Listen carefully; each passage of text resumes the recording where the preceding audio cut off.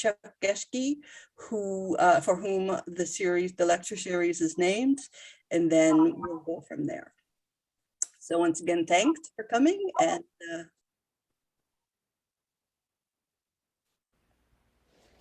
the Nantucket Atheneum is a stronger and more vibrant library because of Nan and Chuck Geschke's vision and generosity. Chuck revolutionized software development, co-founding Adobe Inc. and the PDF with John Warnock.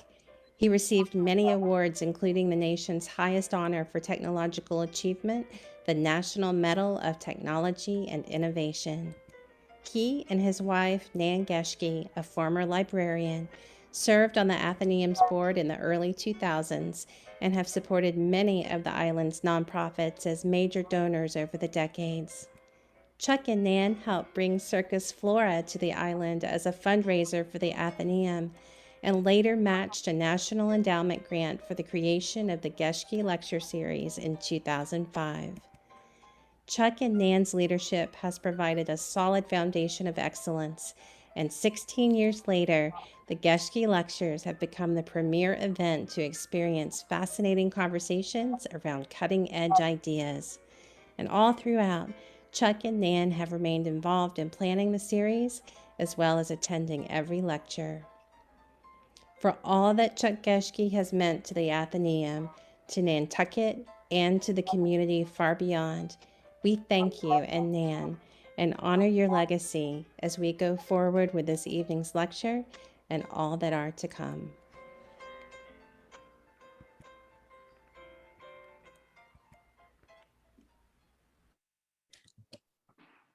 Hello, everyone, and welcome to the 2021 live virtual Geschke Lecture Series. Thank you so much for joining us this evening as Ken Auletta and Robert Williams discuss the effects of digital technology and consumer demand. Ken Auletta has written about the communications industry for the New Yorker magazine since 1992. He's the author of 12 books, including the 5 national bestsellers. Auletta is credited with creating the term information superhighway and has spent the last 3 decades analyzing and documenting the work of broadcast and digital giants, the people who lead them, and how they impact all levels of society. Robert Williams is the former president and CEO of National Public Broadcasting and National Public Media. On Nantucket, he's the founder of the Nantucket Pond Coalition, which he started in 2014. He also serves as the president of the Hummock Pond Civic Association. We're so glad both of you could join the Atheneum this evening. I'll turn it over to you, Bob. Thank you, Ann.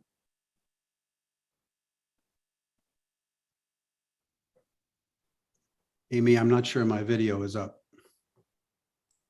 yep, I can see you. Okay, as long as I'm good.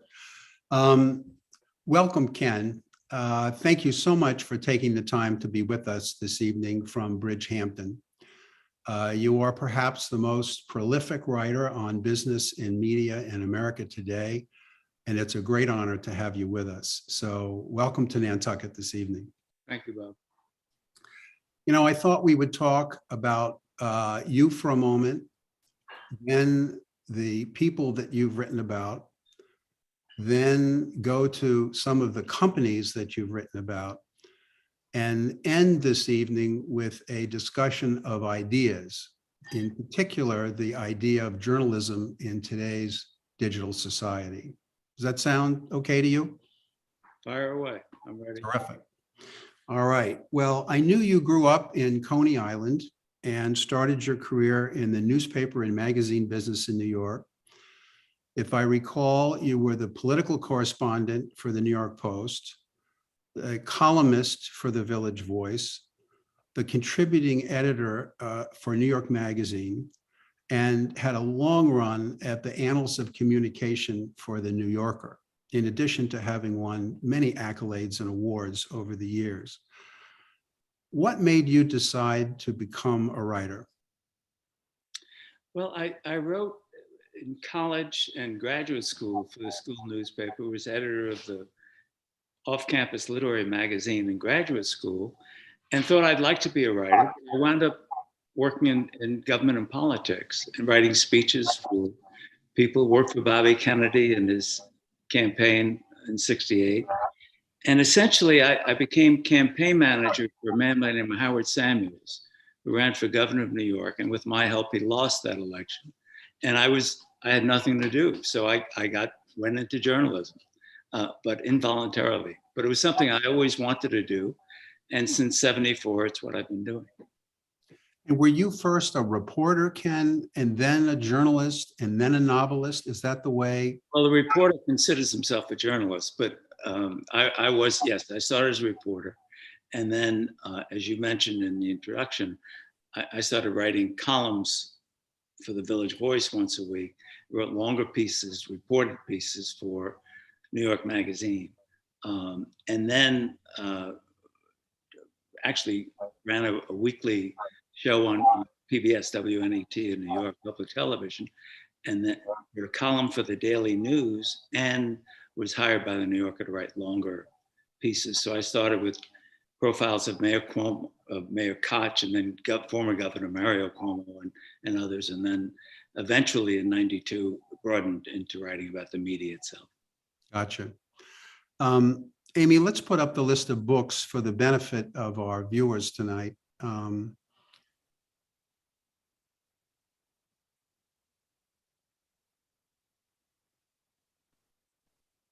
Okay, great.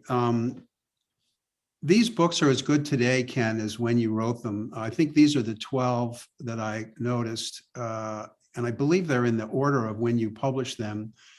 The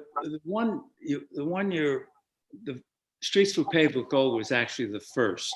Okay. The Underclass was the second. The Art of Corporate Success, which is a profile of Schlumberger, arguably at the time the best company in the world. And then the others followed. Well, I just found, I mean, Three Blind Mice about the TV networks when cable came in and they had no clue really had an impact on my career. And also being in the cable business for many years, the Ted Turner Improbable Empire was a favorite book of mine. And then, of course, Google, The End of the World as We Know It, is a classic,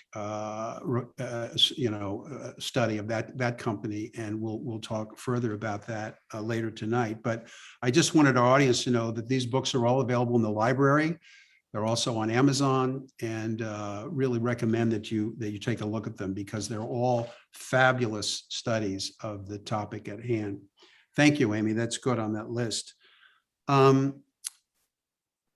when you write these massive studies, are you writing for yourself or are you writing for your audience? Well, you're actually doing both, I think. It would be, if you just said you're writing for the audience, I think that's a mistake. I think that's, when you see Kim Kardashian story after story, that's because those newspapers are writing for the audience that wants that. And therefore, I think that to have just that as your objective would be a mistake. If you just write for yourself, the danger is narcissism, that you lose touch and you lose perspective. So you're doing both. But essentially, ultimately, you want to please yourself. You want to feel like you've gotten your facts right, your conclusions right. You haven't been snarky. You haven't been unfair. So ultimately, that's a more important. You live with yourself every day, and you're sitting at that word processor, writing every day, and you're judging what your output is every day. Amy, let's look at the list of people that we have. This is a short list of many people that Ken has written about over the years. Rupert Murdoch, we're going to talk about tonight. Gates, Malone, Sergey Brin, Larry Page from Google, Eric Schmidt, Sheryl Sandberg, Roy Cohn, one of the most interesting people of all in New York, Martin Sorrell. Ken, how do you get these? Thank you, Amy. That's good on that list. How do you think these powerful people permit you such intimate access into their lives? Well, I think people talk for many reasons.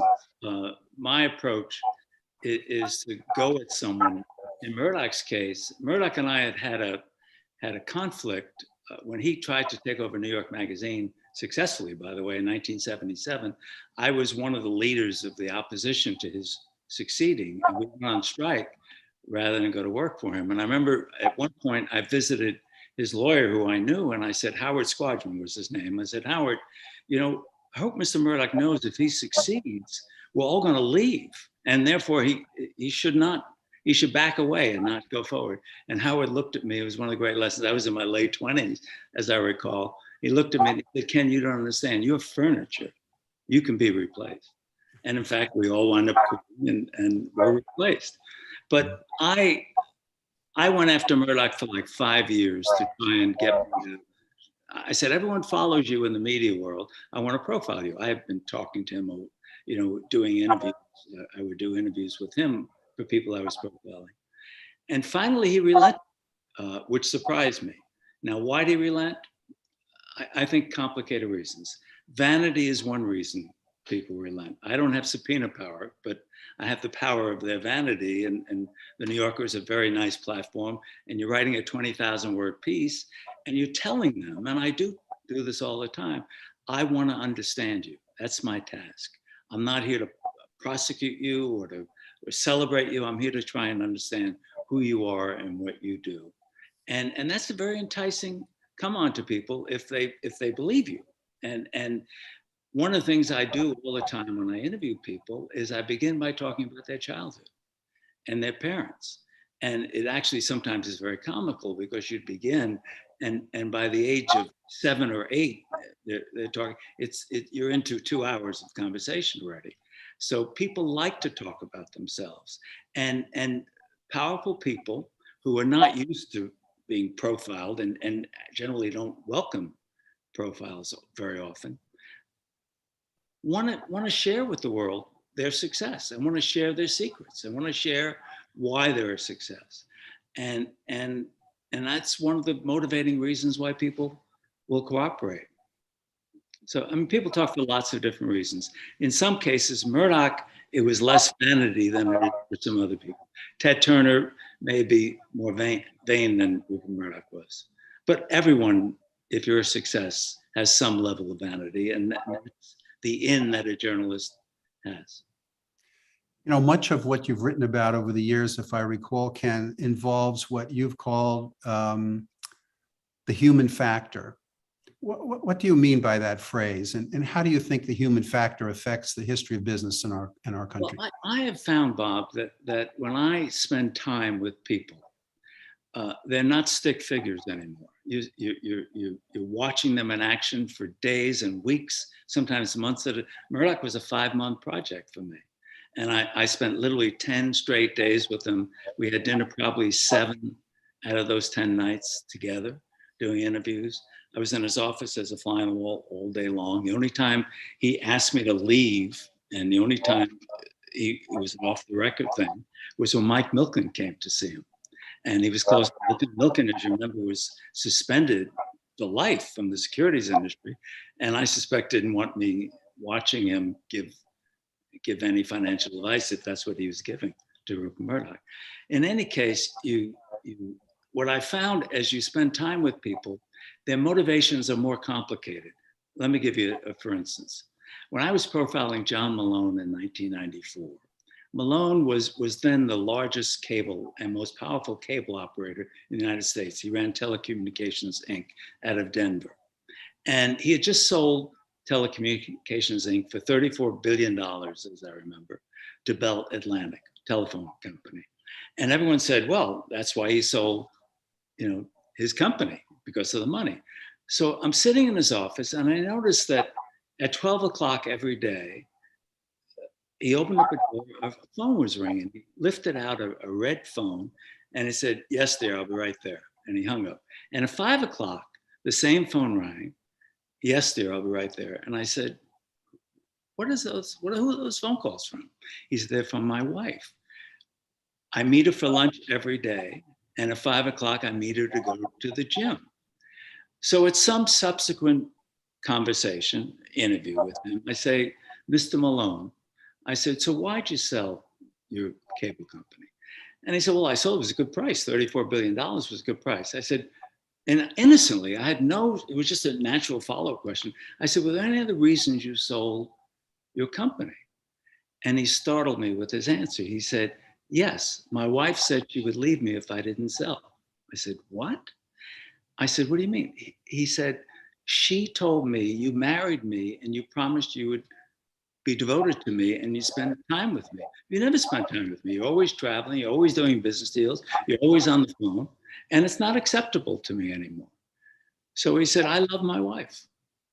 Well, here this guy who was called Darth Vader by Vice President Al Gore was giving me a very human and obviously in many ways an appealing response, but certainly a complicated response. And that to me was the human factor writ large. That's a great story about John Malone, who was seen as this invincible guy, you know, that, and I'm sure that's a story that resonates with a lot of our viewers tonight, Ken, you know. Well, after I profiled him, I did Murdoch the next year, and Murdoch respected Malone, and Malone respected Murdoch, and Murdoch was flying to Denver from Los Angeles to have a summit meeting with Malone. His real interest was trying to acquire CNN, which Malone had a lot of say over whether they sold or not. And I said, can I come? He said, I'm meeting John Malone, it's a private meeting. He said, well, if John Malone said it's okay. So I called Malone. I said, Murdoch says, if you said it's okay. And he proudly said, well, if Murdoch says okay, it's okay with me. So both of them agreed to let me come. And I'm sitting as they are discussing dividing up the world. If I sell you CNN, I want to buy your regional sports networks. And I'm sitting there and I'm taking notes. It's a 3-hour meeting. And I had to go to the bathroom so bad. And I'm sitting there taking notes and I'm moving my legs nervously. And I'm saying, if I get up and excuse myself to go to the bathroom, they'll never let me back in the room. So I just sat there for 3 hours, took notes and wrote up this amazing scene, these two potentates literally dividing up the world. And little did Murdoch know that the next week, CNN would be sold to Time Warner. Right, right. Interesting. You know, Amy, with that, let's go to the picture of Rupert Murdoch I think we still have.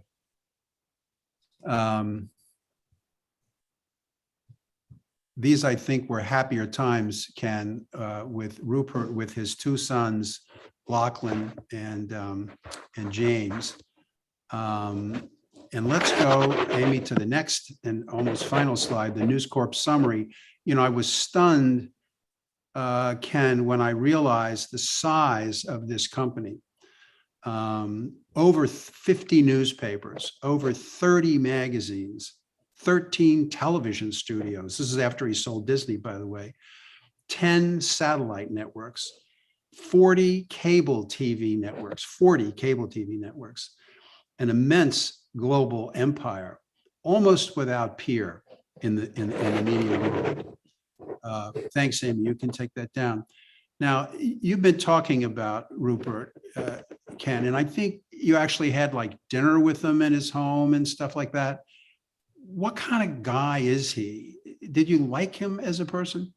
Well, he's very charming. He's a good listener. He asks questions.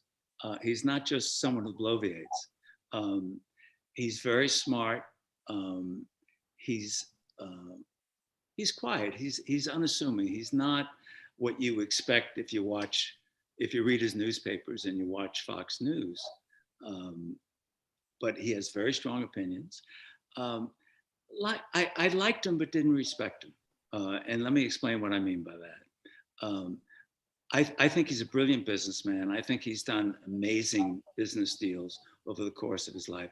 If you look at the history of media ownership, never in the history have you had a media potentate who was as powerful on 3 continents. You had people powerful in England, people powerful Hearst in the United States, but Beaverbrook in England, but never one Australia, England, Europe, and the US. And that's Murdoch. So he has enormous power. And I think he abuses that power journalistically.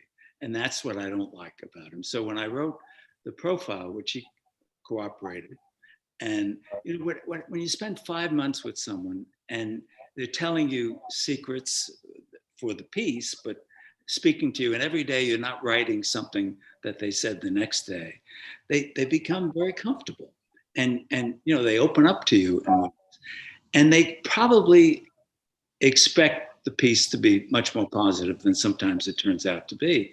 And the Murdoch piece was called The Pirate, and it was a piece that respected his business prowess and the things he'd done to build a company. He didn't inherit his wealth. He built it up from he inherited one newspaper, 2 newspapers from his father, but one went bankrupt. So he basically built an empire out of one small newspaper in Australia. So he did it and deserves the credit for that. But he's done terrible things in journalism.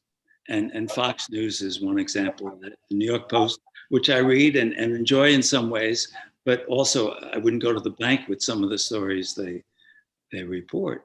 And I think Murdoch bears some measure of blame for Trump claiming that he won the election.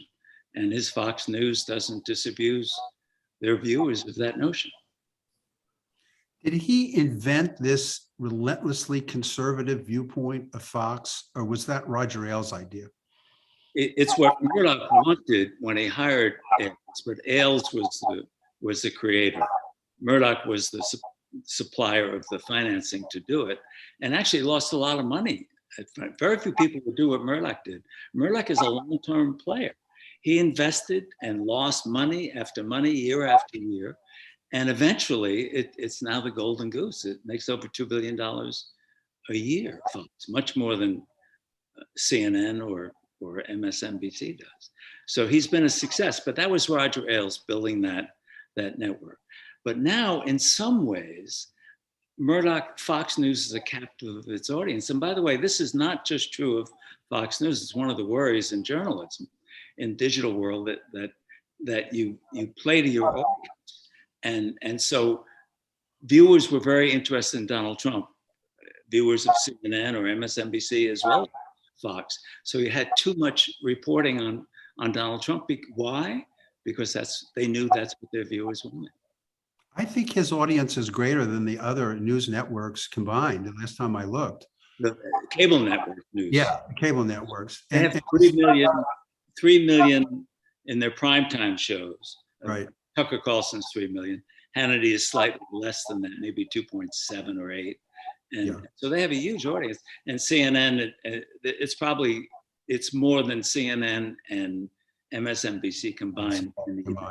And were those networks, Ken, considered liberal viewpoints? I mean, rather than being down the middle, I mean, were they sort of MSNBC is considered and was considered. They carved out a liberal path for them, as Fox carved out to the right path.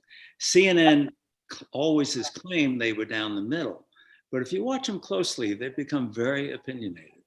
And I think all 3 cable news networks are very opinionated. And you can even make an argument, people make an argument that a lot of newspapers have become too opinionated. And that's one of the reasons why trust in the media is less, because it fed into Trump's claim that it's fake news, which is preposterous, but nevertheless, it was believable to some people because they thought there was a liberal bias or a conservative bias. Is part of it, Ken, because it's cheaper to have talking heads giving their opinion than have reporters in the field actually coming up with stories that are based in fact? Yeah, I mean, CNN has always touted itself as we have more news reporters anywhere in the world, with one possible exception, the BBC. And yet, if you watch CNN, there's very little international news on the American CNN. There isn't CNN International. And why? I mean, that's people coming into a studio to talk is a lot cheaper than having people in the field reporting stories. When Rupert steps down, will Lachlan take over? I think James is out and Lachlan is in, and Lachlan also has this conservative viewpoint. Is that correct? Lachlan is the designated successor. He won that battle with his brother James. James left the company, left the board of News Corp, which oversees the newspapers, and Lachlan, who is, I'm told, to the right of Rupert. Rupert is actually quirky in his politics. I mean, he's always been, for instance, against the death penalty. He was at one point in favor of some women being allowed to have an abortion. In fact, the only time in all the many interviews I did with him in '95 that he asked to go off the record was, I can say this now, was when he talked about abortion. His then wife, Anna, a devout Catholic, was very much opposed to abortion. And he said to me, I support a woman who's raped should be able to have an abortion. In certain other circumstances, you should be allowed to have an abortion. He said, Ken, please don't quote me on that, because Anna would be very unhappy. This is Rupert Murdoch talking about his wife. So months later, when I found out that he and his wife were divorcing, I couldn't have, that's actually one of the most shocking pieces of news I've encountered as a journalist in all these years, that he would leave his wife, who he seemed so devoted to. And how many wives has he had? I guess he's had, what, 3 now? He's had, this is fourth wife.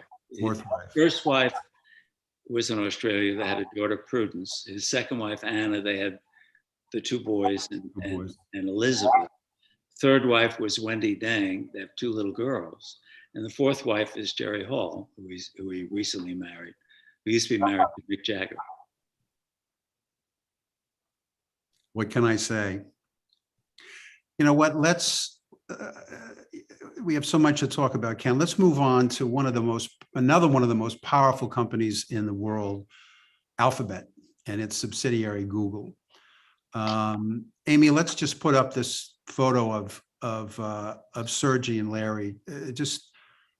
I love this photo. They look so innocent and so cheerful, and so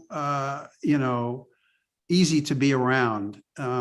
Their mission when they went public was stated as to organize the world's information and make it universally accessible and useful. And you know what?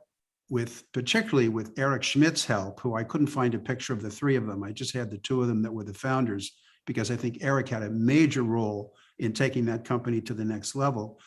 Okay, Amy, thank you. You can take these down. I just want to sort of give this some context. These 2 have grown the company from scratch in a garage in, I think, 2000, if I'm not wrong. 98, thank you, Ken. To revenue of 183 billion. Revenue last quarter was 62 billion versus expected revenue of 56 billion. And I think the stock is up like 55% this year, if I'm right about that. Now, you spent a lot of time at Google when you were writing Google, the End of the World as We Know It. How much time did you actually spend out in California? And I know you talk about these visits as like visiting other planets. Right. What was that planet like? Well, I was there in probably 2016, 17, 18. The book came out in 09. No, I was there in 2006, 7, and 8. And I was there largely with the help of Eric Schmidt, who was the CEO. And Eric, it's actually an interesting story and a revealing one. He was hired. Larry and Sergey started this business. They had no revenue source. They didn't know how they were going to generate income. They had funding from VCs and others, and Stanford University helped put them on the map. But their board members, the financial people on the board, like John Doerr, said, you need to bring in professional managers. And they resisted. And then they wound up interviewing Eric Schmidt, who had been a CEO of a software company and a man of great experience, who I knew from covering the Microsoft trial, because he was one of the people who claimed that Microsoft was a monopoly and was willing to tell the government that. Anyway, Eric was brought in and they relented and agreed to hire him. He professionalized the management of that company.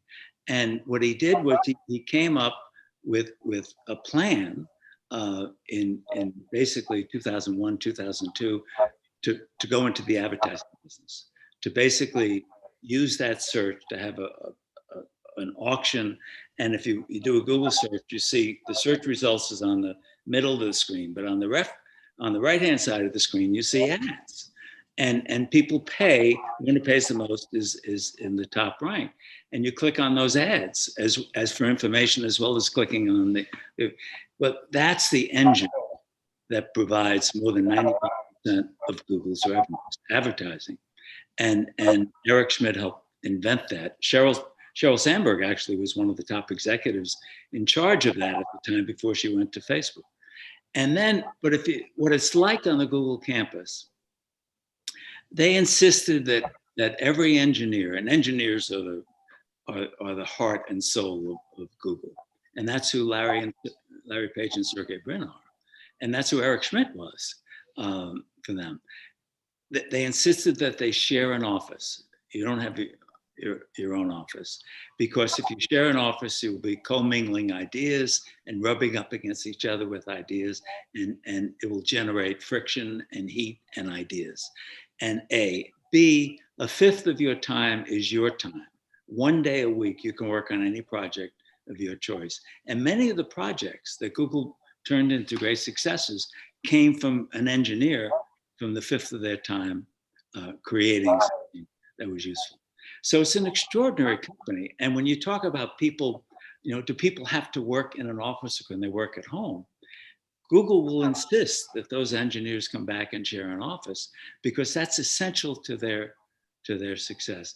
I remember once sitting through Eric Schmidt, who was really my Sherpa in allowing me. I had free reign of the campus. I went and did interviews. I was not surrounded by handlers. It was a great experience for me as a journalist. And I remember once I was in a meeting with Page and Brin and Eric Schmidt. Eric Schmidt is running this meeting. And the purpose of the meeting was, how come it takes almost a full second to get search results? And Larry Page and Sergey Brin were very impatient. And they said, I wanted people to press a button and get the search results within a tenth or 2/10 of a second. Why can't we do that? And they came back, well, it's very expensive, Larry and Sergey, and it'll take a lot of time. And I remember Larry and Sergey interrupting their engineers and saying, wait a second, your job is not to aim for the moon. Your job is to aim above the moon. And you don't worry about costs. That's our job. We want you to do a better, more ambitious job, and don't be negative. And I remember watching Eric Schmidt, the CEO, and he understood this was their company, the founders. And it's one of the reasons he was a successful CEO. He knew that they had a vision and a passion that had to be allowed and had to be followed. And in fact, it was. And it was part of the reason for their great success. Did you find that engineers think differently than the rest of us? Yeah, I do. Engineers do think differently. Data is virtue. I mean, they want data, and they don't think about data and privacy issues the way most human beings might. What happens to this data? For them, data solves problems. Data tells you why people do things. But many of us worry that we don't want Google or some digital company to know why we do things. We don't want them to predict what we might do or what we might want, or not to provide certain things to us because they guess based on our data that we wouldn't like it. But an engineer, for them, it solves problems. And for us citizens, it may create problems. I think of all the billions of people, particularly in the third world, Ken, that are now getting cell phones and they're now getting on the internet. You now have this infrastructure bill going to work its way through Congress to provide broadband to all of America. How in the world are they going to stay with a tenth of a second? I mean, how many server farms have they got? It's a secret how many they have, but they have many hundreds of farms. They're very expensive and they're all over the world. And if their business in Africa picks up, they'll have more server farms in Africa. But in order to have that split second result, when you do a search result, you need those server farms near you. And they're very, they use a lot of electricity. They're very expensive. But Google is very secretive as to where they are, how big they are, how many they have. I'll bet. But talking about ad sales being the bulk of their revenues, I think I saw that Amazon's ad sales are growing faster than Google's. Could Amazon be a competitor, a significant competitor to Google, do you think? They are now. I mean, if you think about it, Amazon, first of all, eclipses Google in terms of cloud computing. Right. They're the largest cloud computing. They're actually, they're being chased by Microsoft more seriously than they are by Google. But in the search business, now more than 50% of the people who do a search for product do it on Amazon, not on Google. And so they're robbing Google of some search business. But to go back to what you said about advertising, which is the main source of revenue for Google or Facebook or Twitter, what's happening is that Amazon advertisers are saying, my God, where's the best place for us to be to know what consumers might do? And there's no better place than Amazon, because Amazon tells you not what people they like, or people watch most of. It tells you what people actually purchase. And so that is really getting inside a consumer's head in a better way than you do at Google and Facebook. And that's one of the reasons why Amazon's advertising business is soaring and growing much faster than Google or Facebook's. And Google and Facebook now, 75% of all the digital advertising is on companies like, actually on three, you've got to put Amazon on that list. But Google, right now, Google and Facebook have more advertising dollars than Amazon. But Amazon is growing faster in terms of advertising revenues. And Amazon has another advantage.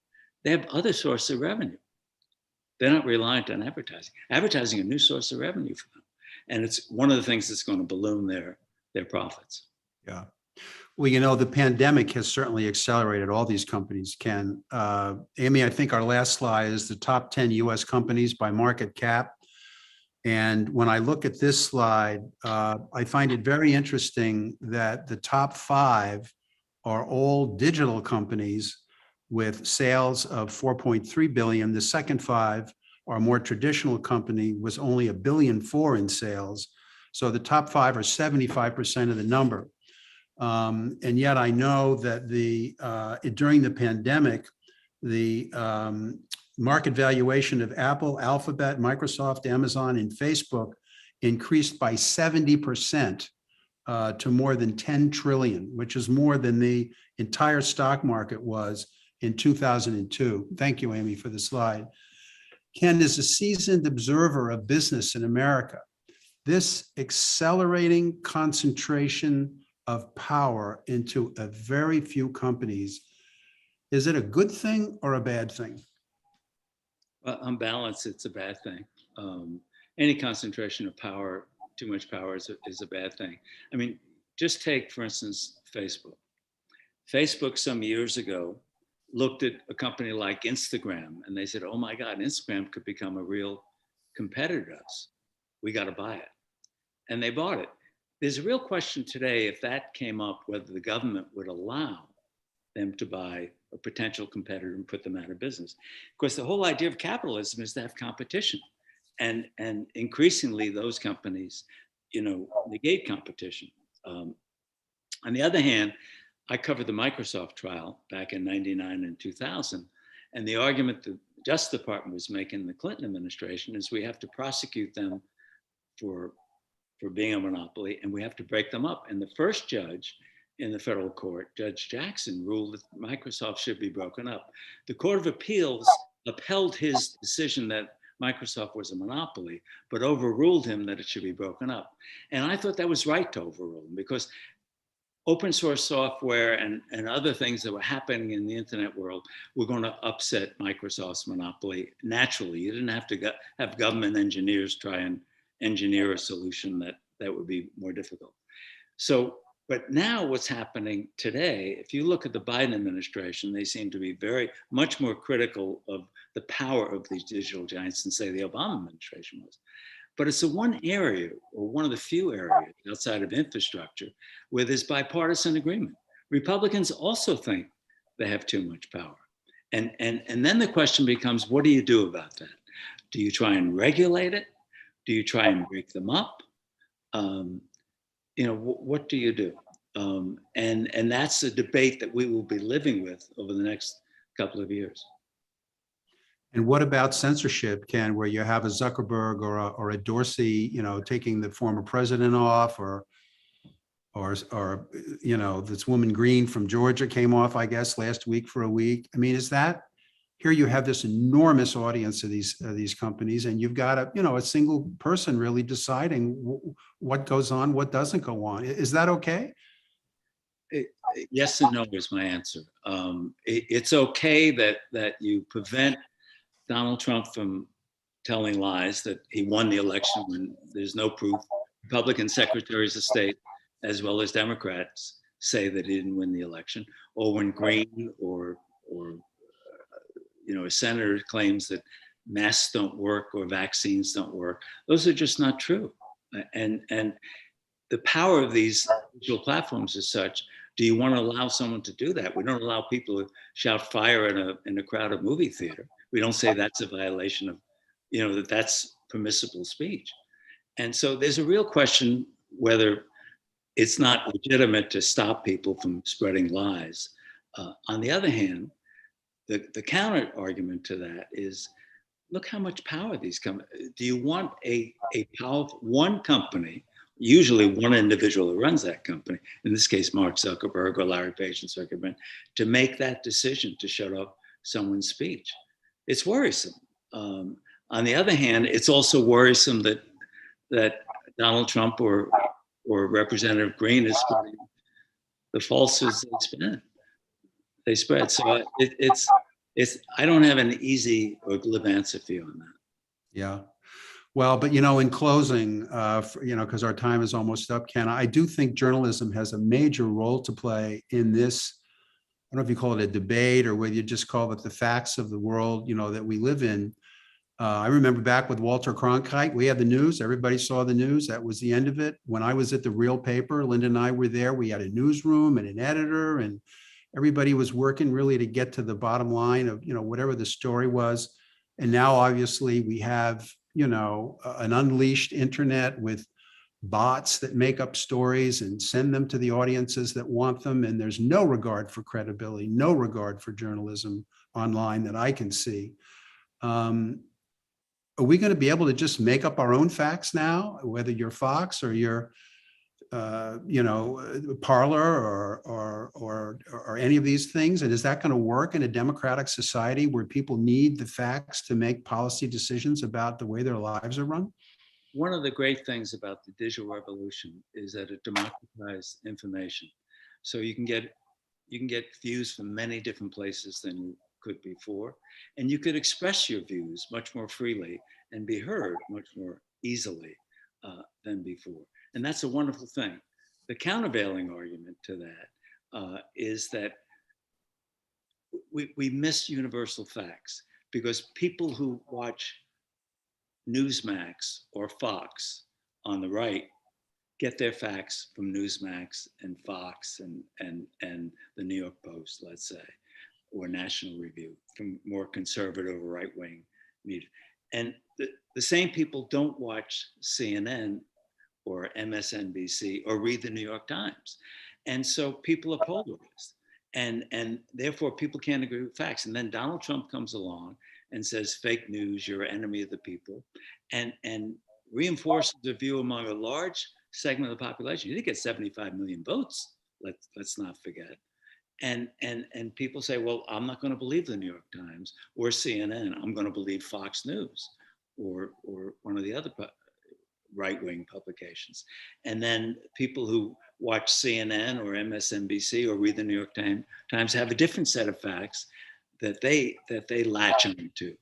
So how do you deal with what former Senator Moynihan said once, famously, that you're entitled to your own opinions. You're not entitled to your own facts. And the fact is, people feel entitled to their own facts. And so one of the great challenges, not just for democracy, but for journalism, is how do you get back to where people accept universal facts? And journalism bears some measure of blame for that. When we spend too much time on Donald Trump, or sometimes being unfair to him or conservatives, or spending too much time on Kim Kardashian or whoever, we sometimes reinforce that view in the public, that cynicism the public has about journalism. And so somehow trust becomes the cement here, the key ingredient we lack. And Trump has undermined the trust in the government. Don't believe it, it's deep state, it's not going to be real. But there's also a broad view on the left or right that they don't trust journalism. And somehow we have to get back to trust. How is beyond my pay grade. Yeah, well, that makes two of us. But, just in closing, I was very taken with Danielle Allen's piece in the Post a couple of weeks ago. She's a political scientist at Harvard. I think she's running for governor of Massachusetts, actually. And she talked about the 4 kinds of truth as she described it, Ken. I think we talked briefly about this recently. One is forensic truth in the courtroom. The defense and the plaintiff and the judge or the jury decides. Second are personal truths, which is your personal experience of being an American, where you grew up, what you think about the world around you, whether it's working for you or not. The third truth are social truths, she calls it, which rests on what she calls shared moral horizons, where you have a shared moral horizon with the rest of society. And then lastly, what we're talking about now, what she calls restorative truth, which is the identification of policies that secure a shared moral horizon. So I guess I just want to close on the note that as a journalist, you've always gotten to the truth. You've always gotten to the heart of the story that you've written about. It's been the basis of your success.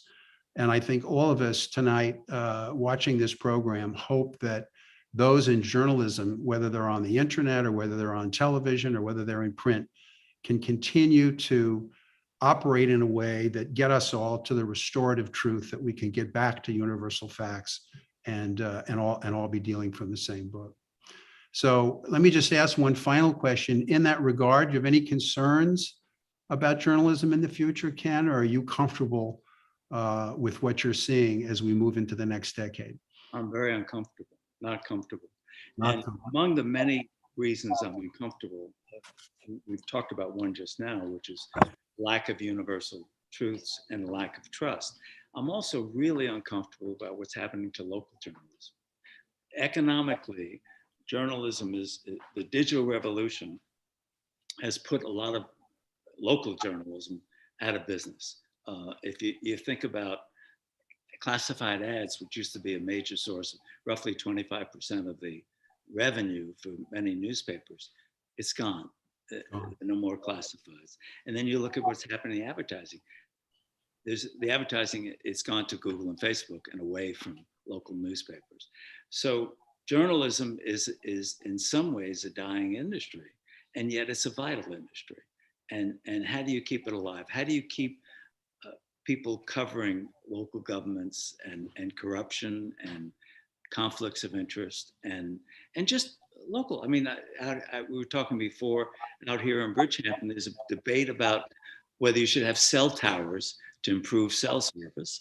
Is it an environmental eyesore? Is it an essential service? Should the airport be closed because there are too many helicopters flying over it? These are important issues for a locality. But if you don't have local newspapers to report them, how do you find out about it? So it's a huge issue that depresses me, actually. Well, it's been a lot of fun talking to you tonight, Ken. That's all I can say. I know we don't have solutions to a lot of these things, but a lot of us think about them a lot, and I have a lot of faith in human nature and a lot of faith in America. So hopefully we'll get our arms around it. So thank you so much for being with us. Amy, I think now, I don't know if we run over time or not, but are there any questions for Ken before we close the evening? Yes. And I just would urge people, now is the time to put your questions in the Q&A or the chat. But we have a question from Claudia who says, why should a man of questionable motivation be allowed to accumulate such influence in media? I think maybe the question came when you were talking about Rupert Murdoch, but I'm not 100% sure about that. Well, how would you prevent, let's assume it is Murdoch that the questioner is asking about. How would you stop him from accumulating? Would you say because we don't approve of you, you're not allowed to finance the New York Post or Fox News? I mean, I don't know how a democracy would do that. Yeah. Okay, and there's a question that asks, has Ken written a book about the last part of your conversation about your concern about journalism? Well, I've written many pieces over the years for the New Yorker about journalism and expressing concerns I've had. I'm just actually finishing my next book, which is not on that subject. It's a biography of Harvey Weinstein. So it's off that subject, but it's a worthy subject. What's happening in journalism? Yeah, that is worthy of a whole lecture on its own. Well, I'm not seeing questions. Oh, wait, I see a hand. Janet? I have a question. I started in journalism, through college and early in my career and quickly left, but I saw early on that what you said about small town newspapers are just dying out, and they're kind of the most crucial thing and what people still read. And I'm wondering if you have thoughts on what might be a business model that would keep them alive. Well, actually, there are a number of models that are being tried now, including a nonprofit model where people are basically putting up money and saying, we're not going to earn a profit, but we just want to keep going. Then there are wealthy people like Jeff Bezos who buy the Washington Post and actually have come up with something. It's now making money because he was digitally very savvy, but you needed his money. But you've got other, like the Guardian newspaper and others, who literally give you stuff for free on their website, but ask you for donations.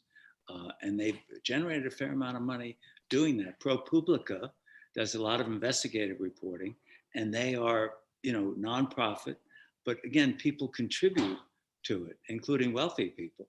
And so there are models like that, that, either wealthy people who are basically giving back by saying, I will support even if we don't make a profit. You've got other people putting in and saying, we're going to figure out, like Jeff Bezos has done with the Washington Post, how to make a profit doing that. We've got other people who say, let the readers, make contributions, and we'll do it that way. So you've got different models with some successes along the way, but unfortunately, I would argue more failures, particularly for local newspapers, than successes. Just look at New York City. New York City once had 12 newspapers. And now, you've got 4 if you count the Wall Street Journal as a local newspaper. But the Daily News is on its last legs. Murdoch, had he not been committed, the New York Post would be out of business. He probably lost, over the years since he bought it in 1976, my guess is that he lost close to $2 billion on the New York Post. They now claim it's profitable. Hopefully it is, but I don't know that. Thanks. So Amy, is that a wrap? Well, hang on. People are starting to. Oh, here's a question about libraries. How do you think libraries will fare in the future? I'm not sure if that's outside your area or not, but. Well, I mean, one of the worries I would have for libraries is that Google is a disruptor. I mean, if you could sit, for instance, when I write a book or write a long piece, I sit on my computer. Google is my library. I don't have to get up and go to the library. I can literally do searches and find documents and things I want to see. So that prevents me from visiting the library, which is not a good sign for libraries, I fear. On the other hand, going to a library is a very different experience than doing a search on Google, and a much more rewarding one, I think. I mean, I remember once when I was doing my Google book and I was asking how you're digitalizing all the world's books, and you say, therefore, anyone can read any book they want. And they thought they'd impress me by showing, when I went to see the digital operation for books, they showed me one of my books that had been digitized, and they said, here, you could read any section of your book online for free. Isn't that wonderful? And I'm playing actor. I don't respond in any way. But as soon as I finished the meeting, I called my publisher and I said, do you know what these people are stealing my book? Because if they could do that, then how do I earn an income? If people can read my books for free, I have to sell my books in order to have a career and an income. And a library is a place where you can read the book for free. And that's a wonderful thing. But you have to go to the library and hopefully support the library. And you're not stealing. Google actually did something really unusual then. That's when Google, at some point, agreed to pay several $100 million to publishers not to digitize books and for the payment of books they'd already digitized. And so for the first time, Google acknowledged that content should not be free. And that was a big deal. I'm sorry, I interrupted you. No, it's fine. I just remember, I think it was around 2009, there was a lot of discussion about physical books weren't going to be in demand anymore, and they weren't going to exist anymore. People weren't going to read. And I think it, for me anyway, does my heart good to see that actually people are reading books in all different kinds of formats. But it seemed like that discussion 12 years ago didn't really come to pass. Oh, in fact, if you look at the COVID and all the terrible impacts it had on various businesses, it has not had a terrible impact on the publishing business. People are reading books. And that's one of the few positives that immediately jump to mind when you think about COVID. All right. Well, let's end on a positive note then. Do you have any final words for us? And thank you again for coming to see us. Just thank you is my final word. Thanks very much. Thank you, Ken. All right. Well, I want to thank everyone for joining us tonight and wish everyone a good evening. Thanks, Amy.